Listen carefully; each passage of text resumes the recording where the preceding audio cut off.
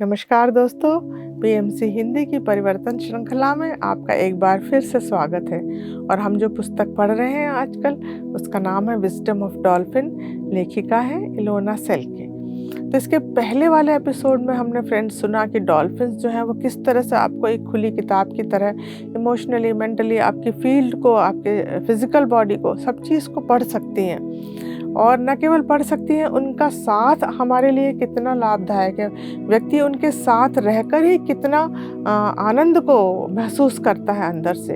इलोना कहती हैं कि ऐसे कितने ही लोग मुझे मिले जिन्होंने बताया कि डॉल्फिन के साथ तैरने से उनके शरीर में जो कष्ट था, पीड़ा था, पूरी तरह से किसी का गायब हो गया, किसी का पार्शियली ठीक हो गया। फिर ऐसे कुछ लोगों से वो मिली हैं जिनके कि ट्यूमर्स डॉल्फिन के साथ तैरने से डिसअपीयर हो गए। लेकिन इस सबसे ज़्यादा जो डॉल्फिन्स का काम है, जो ज़्यादा पॉपुलर है, वो है कि डॉल्फिन्स सुपर साइकोथेरेपिस्ट होती हैं। तो जब आप डॉल्फिन्स के साथ रहते हैं तो उनकी जो सोनार है उसके द्वारा और उनकी फील्ड के द्वारा आपका फिजिकल, मेंटल सब तरह का डेवलपमेंट हो जाता है। तो ये कहती हैं इलोना कि जो भी हमारे एक्सपीरियंसेस हैं या हमारे बिलीफ सिस्टम हैं या हमारे बिहेवियर्स हैं, हमको इनके आगे निकल के सोचना पड़ेगा। हमको एक लाइक माइंडेड लोगों के एक ऐसी कम्युनिटी बनानी चाहिए जो कि हमारी तरह सोचते हैं, जो लिमिटेशन जानते हैं। ये भी एक बहुत बड़ी बात होती है फ्रेंड्स कि आपके जो लिमिटेशंस है, अगर आप जाने कि हाँ ये लिमिटेशंस है और हमें इसके पार जाना है। तो इनका कहना है कि जो नॉर्मल है, जिसको हम कहते हैं अरे ये जो नॉर्मल है, उस नॉर्मल से बाहर जाके हमें देखना है जीवन को और समझना है। और जब हम इस नॉर्मल से बाहर जाएंगे तब मिरेकल हमारी रोज़मर्रा के जीवन में शामिल हो जाएंगे। तो ये बताती हैं कि हम अपने बिलीफ सिस्टम में कि हमें डॉल्फिन से मिलना है, हमने अपने आप को और ज़्यादा स्ट्रेच किया। जब कोई व्यक्ति हमसे कहता था कि हम इतने बार डॉल्फिन से मिले, तो हम एक बार भी शक नहीं करते थे। हम सोचते थे कि क्यों नहीं, जब ये तैर सकता है इतनी बार डॉल्फिन्स के साथ, तो हम क्यों नहीं तैर सकते। तो इनका कहना है कि एक बार जब हम उस सीक्रेट बीच पर थे तो अचानक हमने लंच खाया और हमने देखा कि डॉल्फिन्स आती चली जा रही हैं, एक के बाद एक, वेव अपॉन वेव। कम से कम नहीं तो 70 से लेके 100 डॉल्फिन्स तक होगी जो इनकी तरफ तैरती हुई चली आ रही थी। तो बहुत एक्साइटमेंट में डॉन और इनके साथ जो दूसरा व्यक्ति थे, एक कपल और था, आर्ट करके उसका नाम था, उन्होंने जल्दी अपने गियर पहने और वो दौड़ पड़े। ये और उसकी वाइफ जो है थोड़ा सा लेट हो गए। अब ये कहते हैं पानी में घुसना मेरे लिए हमेशा ही एक थोड़ा डर की बात थी और थोड़े अप्रीहेंशन के साथ ही मैं अंदर पानी में जाती थी। तो खैर जैसे ही मैं पानी में घुसी और मैं थोड़ा आगे गई अपना सारे गियर पहने हुए, तो मुझे ऐसा लगा कि जैसे समय रुक गया हो। लाइट के पैटर्न बड़े सुंदर समुद्र में पड़ रहे थे। हम लोग तेज़ी से डॉल्फिन्स की तरफ भाग रहे थे, लेकिन डॉल्फिन्स का एक अपना उनके अंडरस्टैंडिंग होती है कि अगर उन्हें समझ में आ जाए कि आप उनकी तरफ भाग रहे हो तो वो तेज़ी से चली जाती हैं, भाग जाती हैं। और यही गलती इनके साथ जो कपल था, आर्ट नाम का व्यक्ति था, उसने की। वो तेज़ी से डॉल्फिन की तरफ दौड़ा और जैसे ही वो दौड़ा तो डॉल्फिन्स जो है तुरंत ही पलटकर चली गई। तो इनका सारा एफर्ट जो है बेकार हो गया। खैर पानी भी गिरने लगा तो ये अपना सामान समेट के उस दिन वापस आ गए बीच से। लेकिन जब ये वापस आ रही थी तो ये कह रही थी कि हर चीज़ जो है मुझे अलग दिखाई दे रही थी। इतना सुंदर मैं अप्रिशिएट कर रही थी प्रकृति को, पत्तों को चमकते हुए, पानी की बूंदें, घास को, फूलों को, आकाश को, सब मुझे अलग दिखाई दे रहा था। तो बोली मैंने उस दृश्य का नाम, उस दिन जो मुझे महसूस हो रहा था, मैंने उसका नाम रखा the bliss that dolphin gave. यानी कि वो आनंद जो कि डॉल्फिन ने, परमानंद जो कि डॉल्फिन अपनी साथ से देती है। और इन सब से बढ़कर जो एहसास एक डॉल्फिन देती है वो वननेस का, कि हम सब एक हैं, हम सब कितने कनेक्टेड हैं, ये डॉल्फिन की प्रेजेंस में बहुत ही आसानी से हो जाता है। तो इलोना कहती है कि नेक्स्ट डे हमें एक कपल से मिलना था जो कि डॉन, जो इनके पति हैं, उन्होंने की जो मशीन थी SE5 उसको ख़रीदने में इंटरेस्टेड था। तो इनका अपॉइंटमेंट था, तो इन्होंने सोचा कि आज हम जाते हैं और उनसे मिलते हैं। तो अपना सामान वामान लेके वहाँ पे पहुँचे। जो एक दूसरा आइलैंड था वहाँ पहुँचे जहाँ पे वो हस्बैंड वाइफ रहते थे, जिनका नाम था बिल और लनाया। तो बहुत ही सुंदर जगह थी। जब ये पहुँचे तो कहते हैं कि वो ट्रॉपिकल आइलैंड, एकदम इतने सुंदर पेड़ थे, फलों के, फूलों के चारों ओर महक थी और बहुत बढ़िया एक घर था जहाँ पे एक सेटिंग थी जहाँ पे वो लोग रहते थे। मन खुश हो गया, ये कहते हैं वो देखते ही एकदम ऐसा लगा जैसे हेवन जिसको कहते हैं यही है। और जब ये लोग आपस में मिले और ये बैठ के बातें कर रहे थे तो इलोना कहती मुझे और डॉन को बार-बार लग रहा था कि ये जो लेडी है लनाया जिसका नाम है, इससे हम पहले भी मिल चुके हैं। पता नहीं क्यों वो बहुत ही पहचानी हुई लग रही थी।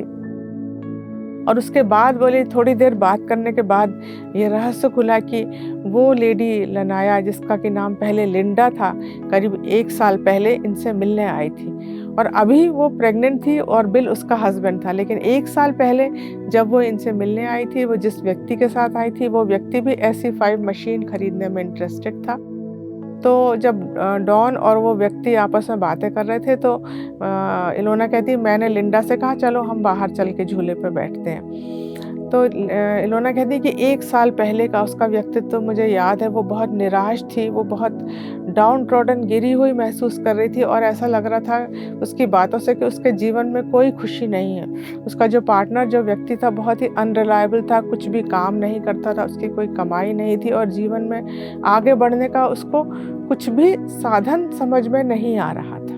तो इलोना कहती है कि मैंने चूँकि लिविंग फ्रॉम विजन कोर्स किया था तो मैंने उससे कहा कि क्या तुम इसको करना चाहोगी, इस ध्यान को, इस मेडिटेशन को, इसको मेरे साथ एक सेशन करना चाहोगी? तो वो तैयार हो गई क्योंकि वो बहुत ही ज़्यादा डिप्रेस्ड फील कर रही थी। उसको लगा कि शायद कुछ तो अच्छा होगा ये करने से। तो इलोना कहती है कि जब मैं उसको मेडिटेशन में ले गई, ध्यान में, और मैंने अंदर उसको सेंटर में लेके गई और फिर मैंने उससे पूछा कि तुम कैसा महसूस कर रही हो? तो उसने बताया कि मुझे हृदय के आसपास और मेरे पेट के आसपास मुझे बहुत ही ऐसी एनर्जी, कंजस्टेड एनर्जी महसूस हो रही है, बहुत ही अंधेरा सा महसूस हो रहा है। इलोना कहती है कि हमारा शरीर जो है वो कभी भी झूठ नहीं बोलता। तो जो उसका हृदय था और उसका पेट के अराउंड एनर्जी थी, उसको ऐसा लग रहा था कि वो एनर्जी बोल रही है कि वो कभी भी खुशी डिज़र्व ही नहीं करती, जीवन में कोई खुशी आने वाली ही नहीं है। ऐसा उसको अंदर से लग रहा था, महसूस हो रहा था कि उसकी एनर्जी जो है वो ये बोल रही है। तो इलोना कहती है कि मैंने उससे कहा कि तुम जो है देखो कि तुम्हारे अंदर क्या क्या चाहत है, तुम क्या चाहती हो। फिर मैंने उससे कहा कि इस ह्यूमैनिटी में कुछ कंट्रीब्यूट करना है, क्या देना चाहती हो तुम? कुछ ना कुछ यहाँ सिखाने के लिए आई हो, कुछ पर्पस ऑफ लाइफ है, तो तुम उसको देखो और अपने इस अंधेरे को कन्वर्ट करो उस पर्पस ऑफ लाइफ में। तो वो लिंडा, जो उस समय उसका नाम था, वो कहती कि मैं एक उगता हुआ सूरज देख रही हूँ। तो उगता हुआ सूरज जो है उसको स्ट्रेंथ दे रहा था, ऐसा सिंबल ऑफ स्ट्रेंथ उसके लिए बन गया था। और फिर वो कहती है कि अब मैं देख रही हूँ एक रेनबो है और ये रेनबो मुझे रास्ता दिखा रहा है कि मुझे किस तरफ जाना है, क्या करना है मुझे अपने जीवन में। तो ये कहती है इलोना की ये जो 2 इमेजेस थी, इन्होंने क्या किया, इन्होंने उसका न्यूरोलॉजिकल पाथवे जो हमारे ब्रेन में, चूँकि सब न्यूरॉन्स हैं और एक हर इमोशन का, हर फीलिंग का, हर विचार का एक न्यूरोलॉजिकल पाथवे बन जाता है फ्रेंड्स। इसलिए जब हम ज़्यादा जिस तरह के विचार हम करते हैं वो पाथवे हमारा मजबूत होता चला जाता है। तो कभी भी डर के या और कोई लोअर वाइब्रेशन के विचारों को ज़्यादा एंटरटेन नहीं करना चाहिए, क्योंकि वो हमारे उस पाथवे को मजबूत करते हैं। हमेशा खुशी के और प्रेम के और उच्च वाइब्रेशन वाले विचारों को हमको अपने हृदय में रखना चाहिए। तो ये कहती है कि जब उसने उस सूरज को देखा और उस रेनबो को देखा तो उसने उस तरह के न्यूरोलॉजिकल पाथवे उसके ब्रेन में बनाए और जितनी बार वो उनको याद करेगी तो उसको अपनी स्ट्रेंथ की याद आएगी, उसको अपने जीवन का जो नया रास्ता उसे दिखने वाला है वो दिखाई पड़ेगा। तो इलोना कहती है कि कहना नहीं चाहिए कि वो रास्ता कितना सुंदर था और अब वो अपने पति के साथ, बिल के साथ कितनी खुश है, प्रेग्नेंट है, जल्दी ही उनके जीवन में एक छोटा बच्चा भी आने वाला है। तो ये जीवन उसका कहाँ से कहाँ पहुँच गया। तो ये वो कहती है कि इमेजरी वर्क का कमाल है कि जो हमको एक नए जीवन की आशा देता है। इलोना कहती है कि जो डिफरेंस था उसकी तब के जीवन में और आज के जीवन में, वो इतना ज़्यादा स्टैगरिंग था कि मैं और मेरे पति डॉन जो है वो एकदम स्टंट थे। लेकिन ये कहती है कि इस घटना ने मुझे इतनी स्ट्रेंथ दी और मुझे विश्वास दिलाया कि यूनिवर्स ने मुझे एक गिफ्ट दी है और ये गिफ्ट मैं जितने ज़्यादा व्यक्तियों के साथ बाँटूँगी, वो जितने ज़्यादा व्यक्तियों के जीवन को मैं बदल पाऊँगी, ये मेरा सौभाग्य होगा। तो कहती है, इस अनुभव ने, इलोना कहती हैं, मेरे अंदर एक इस रिज़ॉल्व को, इस प्रण को और मजबूत कर दिया कि मुझे ज़्यादा से ज़्यादा व्यक्तियों तक पहुँचना है और ज़्यादा से ज़्यादा व्यक्तियों तक ये मैसेज पहुँचाना है कि उनके जीवन में बदलाव कभी भी किसी भी समय पर संभव है। तो बिल और लेनाया के यहाँ एक रात ये बिता के और ये वापस आ गए। लेकिन इलोना फिर से इस बात को दोबारा बताना चाहती हैं कि इमेजरी का हमारे माइंड और हमारे आसपास के वातावरण और हमारे जीवन पर क्या असर होता है। इनका कहना है कि बहुत सारे लोग बहुत सारी सीरीज़ देखते रहते हैं टीवी पे, लगातार अपने ब्रेन को इंगेज रखते हैं टीवी देखने में और कॉन्स्टेंटली, लेकिन उनको नहीं मालूम है कि जो कॉन्स्टेंटली मूविंग इमेजेस होती हैं, जो चलती रहती है मूवीज़, वो हमारे ब्रेन पर कितना बुरा असर डालती हैं। तो हमारे सबकॉन्शियस माइंड को इस इंफॉर्मेशन को डाइजेस्ट करने में बहुत मेहनत करनी पड़ती है। इसके बजाय ये कहती है कि अगर हमारा फोकस सही हो, हमारे जीवन का उद्देश्य हमारे सामने दिख रहा हो या नहीं भी दिख रहा हो, तो भी हम इमेजरी के सहारे अपने जीवन को एक सही दिशा में ले जा सकते हैं। हम अपने इमेजेस को, हमारे माइंड में जो इमेजेस हैं, अगर हम उनको बदल सकें, हम सुंदर चीज़ों को देखना सीखें, हम सुंदर चीज़ों पर फोकस करना सीखें, तो हमारे माइंड को भी बड़ी शांति मिलती है, हमारे आसपास की फील्ड भी उसी इन्फॉर्मेशन से भर जाती है जो हम अपने जीवन में चाहते हैं। तो अब ये उस पुस्तक के बारे में बताती हैं इलोना, जो इन्होंने ख़रीदी थी और बड़े एक्साइटेड होकर ये लोग ये और डॉन पढ़ रहे थे। उस पुस्तक का नाम था कॉल ऑफ द डॉल्फिन्स, जिसकी राइटर थी लाना मिलर। तो उस पुस्तक में लाना लिखती हैं एक लेडी के बारे में जिसका नाम था रॉबर्टा क्विट्स गुडमैन।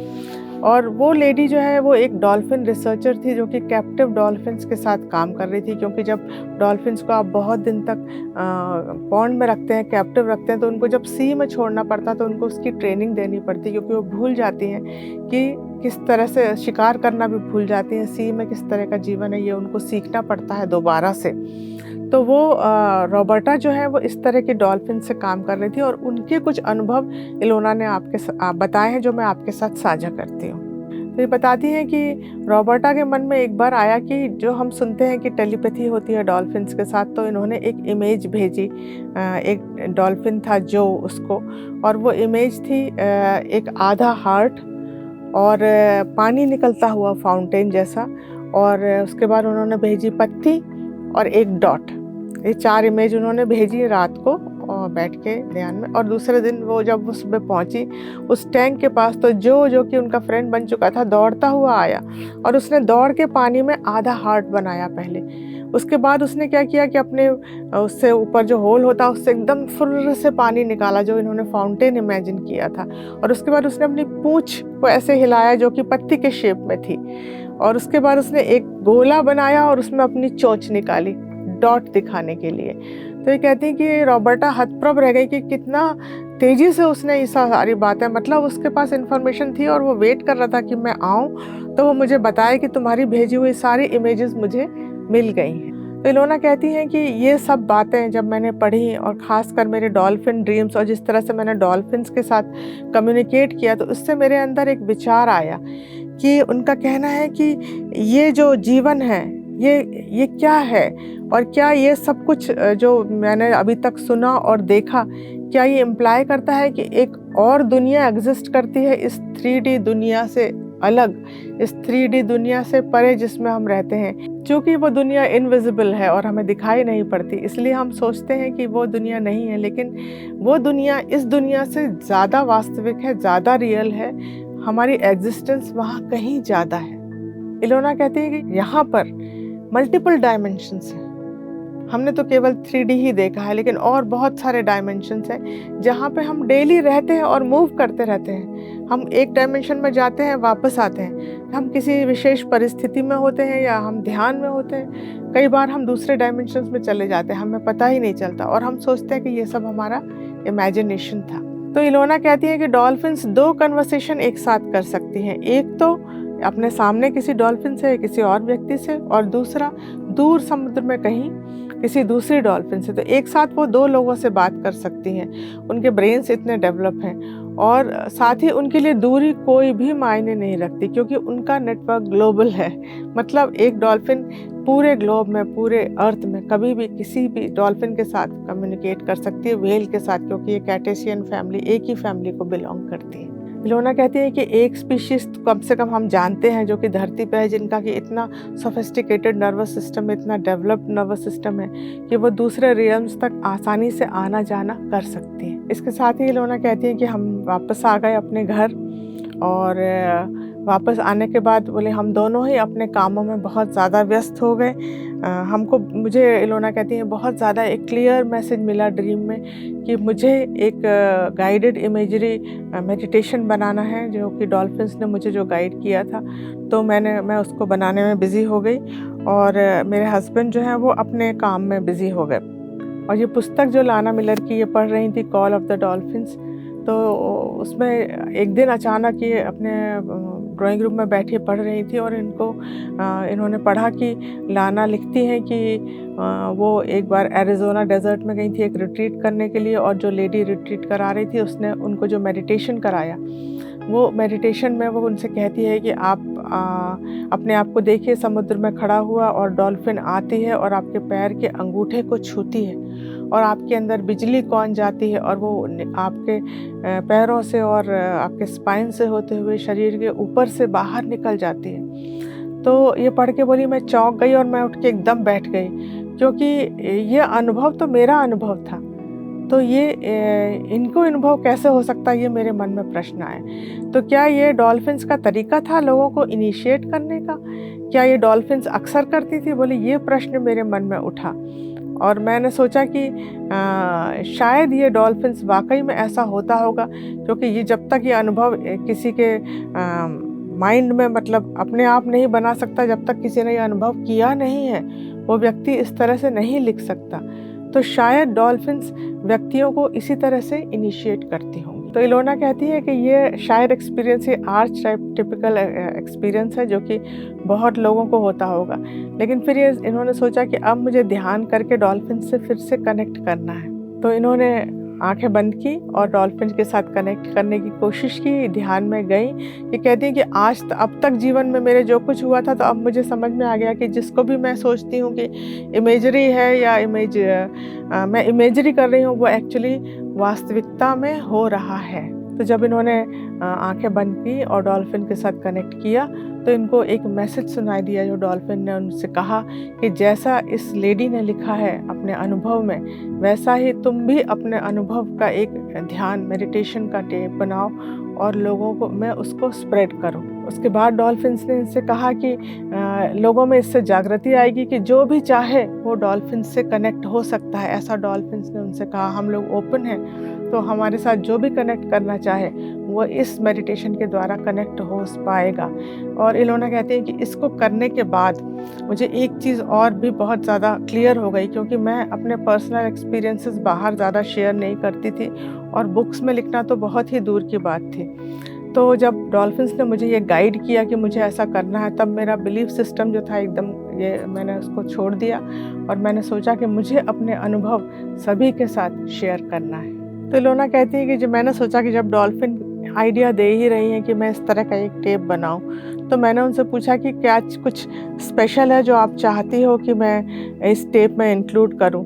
तो बोलती हैं इलोना कि बहुत क्लियरली मैंने देखा कि डॉल्फिन्स जो है अपनी नोज़ को, अपने बीक को ऊपर की तरफ पॉइंट कर रही हैं, और सडनली ये कहती हैं कि ऐसा लगा मुझे कि मैं ऊपर जाने लगी हूँ आकाश की ओर, और डॉल्फिन मेरे साथ ऊपर जा रही है, और धीरे धीरे करके हम बहुत ऊपर राइज करते चले जा रहे हैं और इतने हायर चले गए, सितारों के पास हम पहुंच गए। तो इलोना कहती है कि बहुत ही अद्भुत अनुभव था, और हम उड़ते चले जा रहे थे और चलते चलते हम एक नए प्लैनेट के एटमॉस्फेयर में पहुँचे, सितारों को भी बहुत सारे अंतरिक्ष को क्रॉस करके। और वो प्लैनेट जो था, इनको लगा कि जैसे वो सिर्फ पानी का बना हुआ वाटरी प्लैनेट था, उसमें सब और पानी ही पानी था और डॉल्फिन और मैं उसके एटमॉस्फेयर में घुसे और फिर हम सीधे चले गए पानी की तरफ और एकदम डीप अंदर पानी में चले गए। और जब अंदर पानी में पहुँचे तो इलोना कहती है कि वहाँ पे अदर बीइंग्स थे, कुछ और भी ऐसी एनर्जीज थी, ऐसे लोग थे जिनको कि ये डिस्क्राइब नहीं इन्होंने किया है, लेकिन वो बहुत सारे बीइंग्स थे। और फिर ये देखती हैं कि इनके आसपास एक नहीं 5-6 डॉल्फिन्स हैं और वो इनके चारों तरफ घूम रही हैं और वो घेरा बना रही हैं और जैसे वो इनकी तरफ घूम रही हैं तो इनके आसपास बहुत प्रकाश होता चला जा रहा है। इनके अंदर भी प्रकाश है, बाहर भी प्रकाश है, चारों ओर एक ल्यूमिनस लाइट की फील्ड बन गई है। ये कहती है मुझे ऐसा लग रहा था कि वो अपने साथ साथ मेरे कॉन्शियस माइंड को भी अब ऊपर की तरफ शिफ्ट करती चली जा रही हैं। मेरी अंडरस्टैंडिंग जो है मेरा सुपर कॉन्शियस लेवल पे वो लेके चली जा रही हैं। एकदम से मुझे ऐसा फील हो रहा था। उसके बाद वो कहती है कि हम इतने ऊपर ऐसे लेवल पे पहुंच गए जहाँ से हम उस प्लैनेट के अराउंड एक ग्रिड वर्क देख रहे थे। जैसे लाइट की लाइंस हम अपने प्लैनेट अर्थ के अराउंड देखते हैं, वैसे उनके प्लैनेट के अराउंड लाइट की लाइंस थी। एक ग्रिड वर्क बना हुआ था, एक जाल बना हुआ था लाइट का और जहाँ जहाँ 2 लाइन एक दूसरे को क्रॉस कर रही थी वहाँ बहुत सारा प्रकाश निकल रहा था। और जैसे जैसे ये बोले हम लोग डॉल्फिन्स हम लोग तैर रहे थे, वैसे वैसे वो प्रकाश बढ़ता चला जा रहा था। तो इनको समझ में आया ऐसा कि डॉल्फिन इनसे कह रही कि बहुत ही ध्यान से देखो, हम चाहते हैं कि तुम अपने प्लैनेट पे, अपने जो ग्रह है धरती, उस पर भी इस तरह से प्रकाश को फैलाओ। ये प्रकाश जो यहाँ इकट्ठा हो रहा है नोडल पॉइंट्स पे जहाँ पे लाइंस क्रॉस कर रही हैं, ये सब जगह स्प्रेड होगा और ये धीरे धीरे सभी व्यक्तियों में और पूरे ग्रह पर ये फैल जाएगा, सभी जीवों में ये फैल जाएगा। तो इलोना कहती है कि उन्होंने बताया कि हमें करना क्या है, हमें सिर्फ इमेजिन करना है। जैसा लाइट का नेटवर्क इन्होंने बताया है कि हमारे एक जाल है, हमारे जो धरती नाम का जो ग्रह है उसके चारों तरफ एक ग्रिड है, एक जाल है लाइट का। और वो हम जब ध्यान कर रहे हैं तो हम देख रहे हैं कि उसके जो नोडल पॉइंट्स है जहाँ एक दूसरे को लाइन काट रही, वहाँ से प्रकाश उत्पन्न हो रहा है। और बस जब हम इसको इमेजिन करेंगे कि प्रकाश उत्पन्न हो रहा है तो ये प्रकाश और ज़्यादा बढ़ता चला जाएगा। और अगर आपको ऐसा लगता है कि कुछ हिस्से ऐसे हैं जहाँ पे प्रकाश नहीं है, तो हमें उन हिस्सों से पूछना है कि हमें ऐसा क्या करना है कि यहाँ पर भी प्रकाश आए। और फिर आप देखेंगे कि उन हिस्सों में भी प्रकाश, प्रेम और प्रकाश भर गया है। तो इलोना कहती है कि इस तरह से उन्होंने, डॉल्फिन्स ने कहा कि जब ये प्रकाश बढ़ता चला जाएगा तब आप देखेंगे कि किस तरह से जो वहाँ हमारे धरती पर रहने वाले मनुष्य हैं उनके जीवन में, उनके जीवन को नरिशमेंट, एक संतुष्टि, संपूर्णता मिलेगी और जीवन में उनके प्रेम और प्रकाश, लव की अबंडेंस हो जाएगी। डॉल्फिन्स कहती हैं कि हम सब उस वेब से, जो ये ग्रिड ऑफ लाइट इन्होंने दिखाया, हम सब उससे कनेक्टेड हैं ऑलरेडी और हम उससे इंफॉर्मेशन हम उस पर फीड करते हैं। मतलब हम उनसे इंफॉर्मेशन लेते हैं हायर नेचर की, जो कि हम नहीं जानते हैं, लेकिन हम अनजाने में उससे इंफॉर्मेशन लेते रहते हैं उस वेब से और उसको अपने एटमॉस्फेयर में और अपने अंदर इंटीग्रेट करते रहते हैं। तो डॉल्फिन्स कहती है कि जब आप देखते हो, इमेजिन करते हो कि आपकी जो ट्रू बॉडी है, जिसको आप कहते हो बॉडी, वो ये फिजिकल बॉडी से ज़्यादा लाइट बॉडी है, कहीं ज़्यादा लाइट बॉडी है। फिजिकल बॉडी भी है फ्लैश एंड बोन की, पर इससे कहीं ज़्यादा लाइट बॉडी है। तो जब आप ये चीज़ इमेजिन करते हो, देखते हो और लाइट को अपने अंदर आने देते हो, तो आप अपने खुद के अंदर जीवन में जो इन्फ्लुएंस ऑफ लाइट है वो उसको देख पाते हो। आप वो जो ब्यूटी जो आप सोचते हो कि क्या होता है सौंदर्य, उस सौंदर्य को आप अपने जीवन में महसूस कर पाते हो। तो इलोना कहती है कि ये ग्रिड वर्क ऑफ जो लाइट था, जो ये देख पा रही थी, इनको ऐसा लग रहा था कि ये मेरी पूरी कोर में अंदर तक मेरे एकदम परमानंद की स्थिति जो है वो क्रिएट कर रहा है। डॉल्फिन्स कहती है कि तुम्हारा जो मिशन है इस जीवन में वो ये है कि एक्सेप्ट करना अपने आप को और अपनी फ्रीक्वेंसीज को बढ़ाना अपने लिए और अपने जिस दुनिया में तुम रहती हो उसके लिए। और तभी हमारे जीवन में जो गेट्स टू हेवन, जो स्वर्ग के द्वार हैं, वो खुलेंगे। इनका कहना है कि जो भी हमारे अराउंड नेचर है, जो ब्यूटी है, हमें दिया गया है गिफ्ट, हमारे उपहार, हमें उनके प्रति बहुत ज़्यादा ग्रैटिट्यूड में रहना चाहिए, कौतुक भाव से उनको निहारना चाहिए। और जब आप ऐसा करते रहते हैं तो ऑटोमेटिकली इनका कहना है कि आपका कनेक्शन जो है सोर्स से, जो आपका क्रिएटर है, उससे आपका कनेक्शन बढ़ता चला जाता और मिरेकल्स आपकी लाइफ में होते चले जाते हैं। तो आगे हम देखेंगे और कौन-कौन से मिरेकल्स इलोना की लाइफ में आए फ्रेंड्स। आज के लिए बस इतना ही। नमस्कार, धन्यवाद।